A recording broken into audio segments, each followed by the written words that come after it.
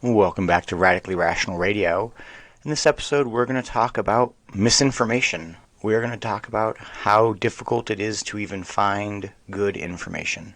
What do you do when a professor of criminology has been falsifying studies has spent almost 16 years falsifying studies in support of systemic racism? Let's jump into today's story. A Florida State University professor abruptly left his $190,000 a year role after being accused of faking data to make racism seem more common than it is and having 6 of his research papers retracted. Professor Stewart disappeared from his position at Florida University. Since 2006, he has been accused on a number of occasions of falsifying data. In 2020, a committee reconvened to launch an inquiry into his malpractice. This is just crazy. Someone has been a professor at university for 17 years in criminology specifically and has had over 6 papers falsely show that America is becoming more racist in time. There are many Americans that don't see racism as an issue. There's definitely an economic issue of being poor. I personally believe that we're more filled with contempt than we are with any level of racism. In the past 15 years, our country has become more divided than ever, and we have really promoted the acceptance of hatred for others and whatever it takes to look right. And through that time, we've now watched our education system be completely hijacked. When you find out that there's professors at universities mastering in criminology, they're willing to lie and change data to make it look like their viewpoint is the real world. There is no benefit to making America look like it hates itself more, especially in a form of racism. Now more than ever, hardworking Black Americans, white Americans, and Hispanic Americans are truly seeing that it is us versus the government. It is not us versus us. The craziest part about this story specifically is he's had 4 other occasions where he's been accused of this and nothing has happened.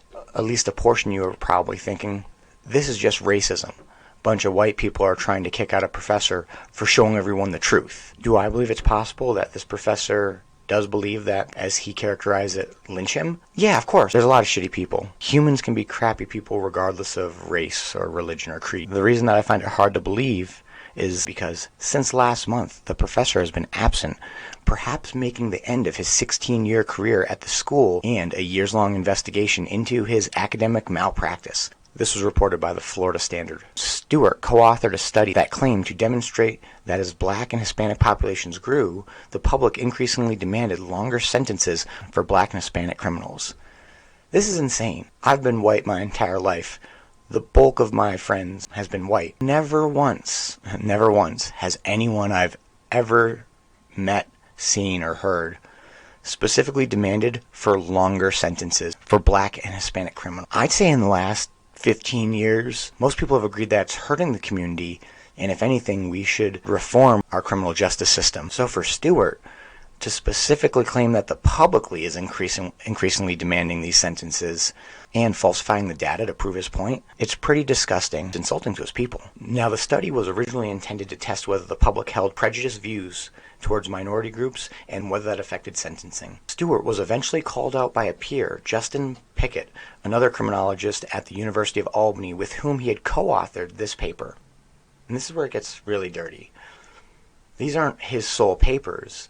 He's co-authoring these papers. He's taking other people's names and attaching fraudulent reports.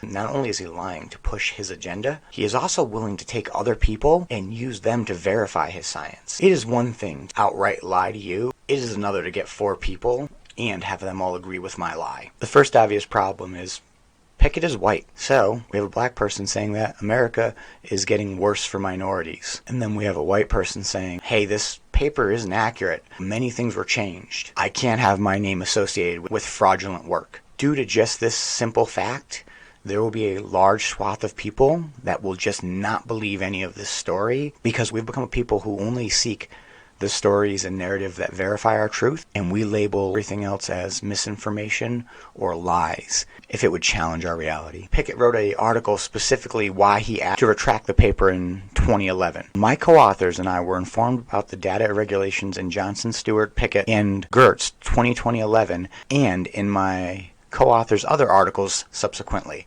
this co-author being referred to Stewart. I examined my limited files and found evidence that we, 1, included hundreds of duplicates, 2, underreported the number of countries, and 3, somehow added 316 responders right before publication. 316 additional responders and duplicates, and these were added over a year after the survey was concluded, without changing nearly any of the reported statistics. The survey company confirmed that it sent us only 500 respondents, not the 1,184 reported on the article. Wow. I obtained and reanalyzed that data. This report presents the findings from my reanalysis, which suggest that the sample was not just duplicated, the data was also altered, intentionally or unintentionally. It doesn't want to specifically accuse Johnson, however, he does want to make it clear that things have been altered, and since he doesn't know how or why, he can't guess on intentionality. In other ways, and those alterations reproduced the article's main findings. We misreported data characteristics as well as aspects of analysis and findings, and we failed to report the use of implementation for missing data. The original article, 2 significant interaction effects, but actually there are none. The article reports the effect of Hispanic growth in significant and positive, but actually it's non-significant and negative. The article reports many other findings that did not exist in the data. The standard errors are stable in our published article, but not in the actual data or in the articles published by other authors using similar modeling techniques with large samples. Although never mentioned in the article, 208 of the 500 responders in the data have inputted values, or 42% have inputted values. That's shorthand for saying manually entered. As long as we allow our government, and specifically the left, to claim systemic racism and critical race theory, people like Johnson will be paid almost $200,000 a year to verify that truth. He had been working for the university for over 16 years. That means almost $3 million have been spent effectively from student loan debt to divide our country with false narratives. We're going into an election season where a large swath of the public believes America is just the worst and is looking for every bit of truth that will verify it. And this is one example at the college level. I have no doubt that as long as we continue to have race-based studies, we'll have people making sure that there are findings that show we're divided. And our government is highly incentivized to keep doing that because just like the mob, they're in the business of protection. Next time you hear the word misinformation, it is ironic that the left scream and cry about misinformation, and yet every time we can verify misinformation, it is done by the left. They have no incentive to remove their cognitive dissonance, and all the politicians seeking their votes are only going to fan the flames. The dirty little secret about trying to be a good person is that if you've spent years feeling like you've been doing a good job, and you find out that everything you've done has actually hurt the people you were trying to help, it would be emotionally devastating. The left is filled with not love, but passion. Hate can flow through passion way more readily than love. They are passionate about making the world better, more so than they are about it actually happening. And when people feel that strongly, it can be mentally devastating to find out that they're wrong. And this is the most important thing to remember. When someone first starts waking up to those truths, I told you so, will send them right back to bed. Come at them with compassion. Offer them sympathy for being lied to for so long. Don't wag a finger at them for being dumb. If we treat our opponents harshly when they come to see the truth, we are just as guilty as the people pushing misinformation. I hope you learned something. I'm Tristan. This has been Radically Rational Radio. Like, comment, subscribe, and I'll see you in next episode.